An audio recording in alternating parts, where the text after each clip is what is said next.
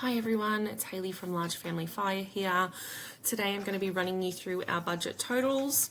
I just want to preface this by saying this is the spreadsheet we've used for 2024-25, and next year we'll be changing to a CoPlenty budget tracker, and that is because I feel like it gives us a bit more functionality and insight into our spending. It has other features that this spreadsheet doesn't have, and so I'm looking forward to doing that, but this is the last time you'll see our old spreadsheet in any videos.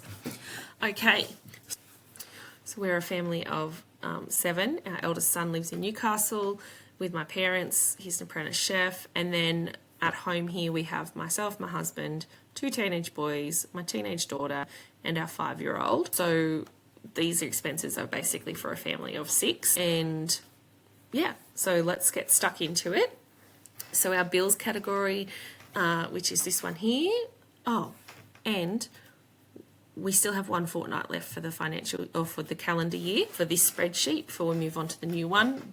But I think you'll get the gist of how much we spent over the last 25 fortnights or 50 weeks. Over the last 50 weeks you get a pretty good idea. So I just thought I will pop it up now because in the new year I've got other stuff that I want to record for you guys. So first category is bills. This includes our rent, our regular weekly direct debits on personal loans. We have 2 personal loans. Next year we will have 1 personal loan in our spreadsheet because we've consolidated them both just to make it easier. It also includes insurances, phone bill, internet, all those bills, electricity, water and land rates for our block, so all those things. We spent $59,195.41, which is a lot. Our next category is groceries. It's by far our biggest individual grocery, our biggest individual expense category. If you broke down all our bills, our rent, everything, groceries by far the biggest. We spent $25,776.20. I don't skimp on groceries because I think we spend less on takeout when I don't. I'm going to be a bit more careful. There are things I won't compromise on, like we get most of our meat from the butcher because we've got growing families. My son works for the butcher. They're a great community-minded business. They sponsor all our local events. It's local meat, so it supports our local farmers. Yes, so things like that. We also have a fruit truck that comes to town. Her fruit is so fresh and lovely. I would rather support her than support Woolworths. We do most of our shopping at Woolworths, but we also buy stuff from the Foodworks in town, but it is quite expensive. The quality's not that great. And then my husband was working away for 6 months, so we're also sending food up with him, and he was buying stuff from the convenience store there, the Spa. So that's where we buy all our food from.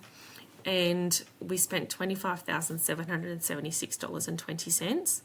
Next year, in saying I don't skimp, next year I do want to reduce that spend by 10%. If I can save $2,500 on our groceries next year, I'll be a happy woman. Now the next category surprised me. It is retail. We spent $17,001.57. So this includes things for car maintenance, so oil filters and oil.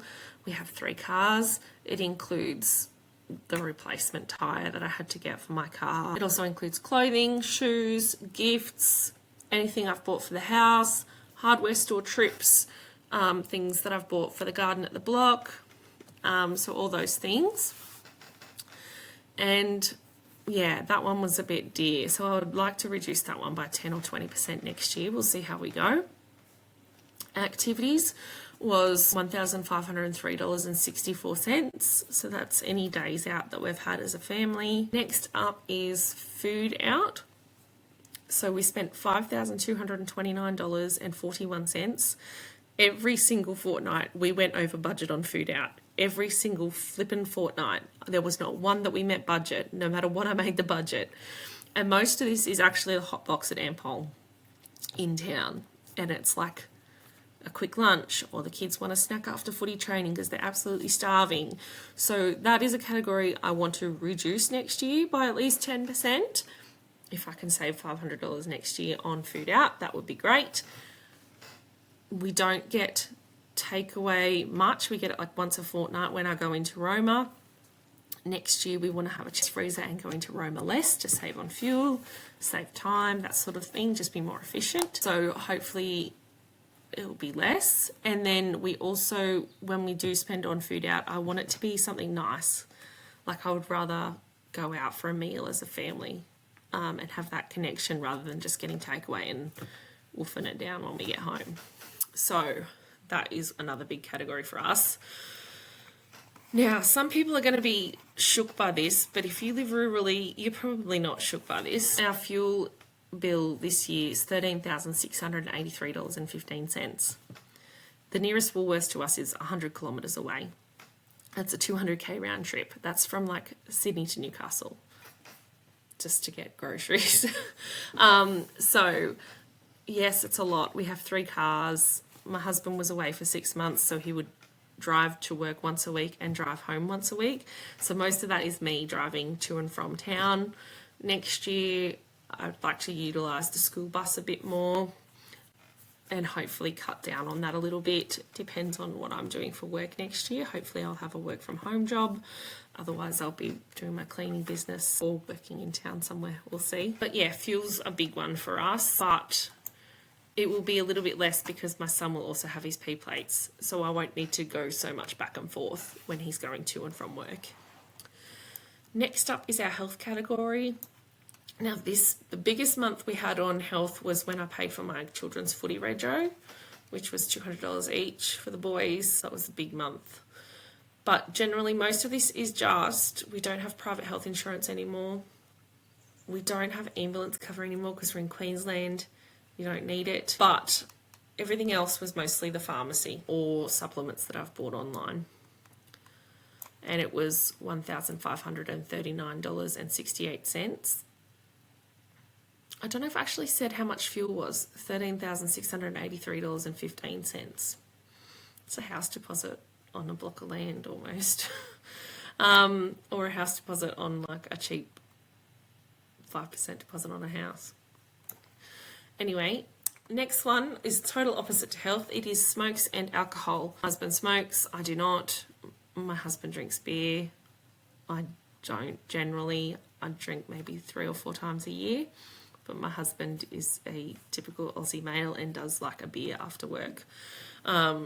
He drinks at home generally.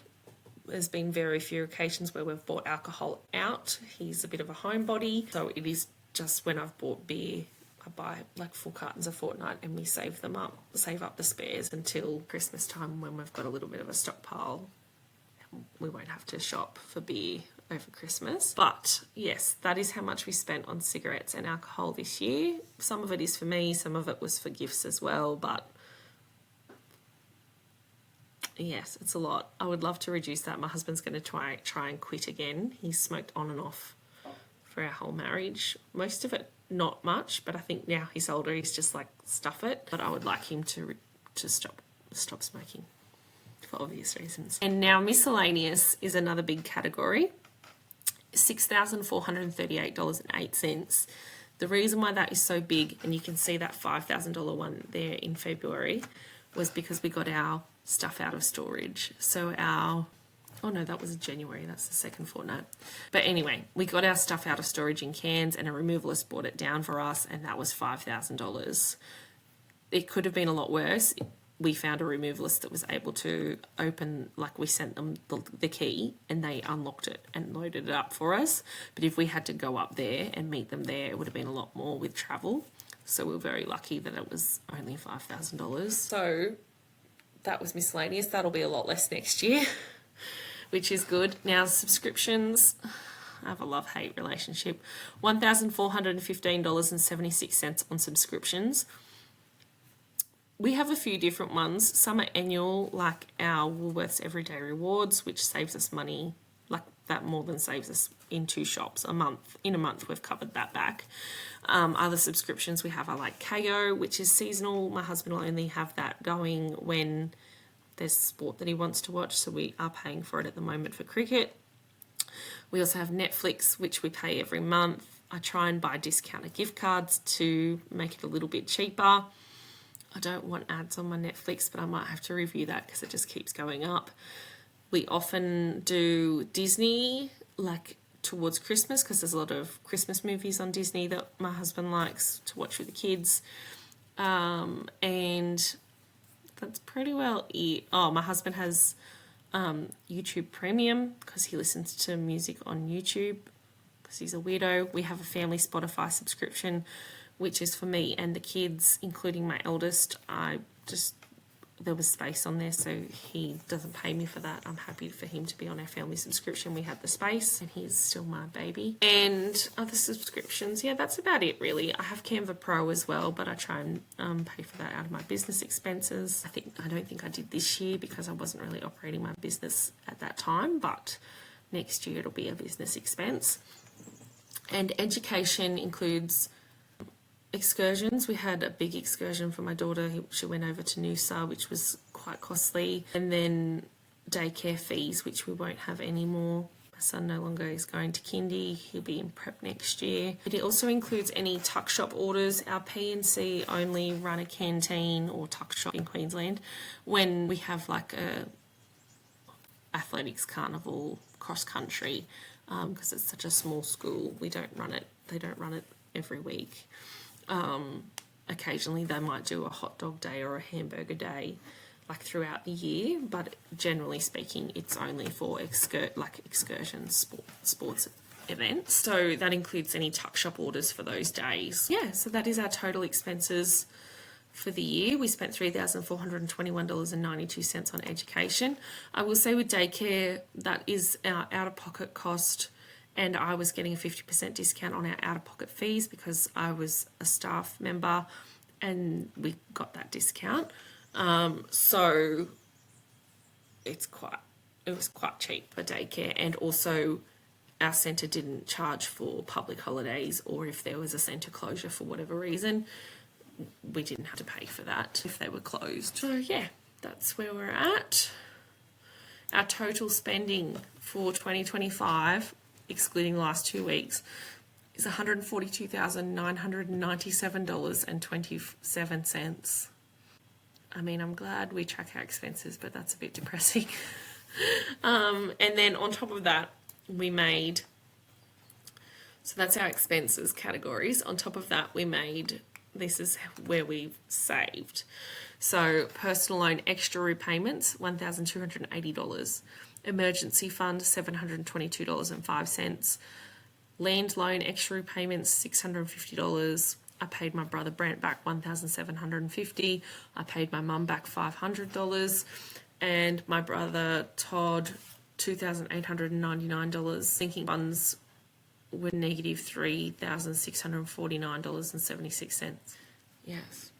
So that's where we're at. We didn't have much savings. We had, like, this one was where we paid for our removalist. This one would have been the middle of the year. And then obviously December's been a bit spendy. Yeah, anyway, that's where we're at. I hope you liked that, seeing real numbers from a real family. We try and get better every year with our finances. The last few years have been quite tough for us, but we are going to try again next year. So I hope you follow along.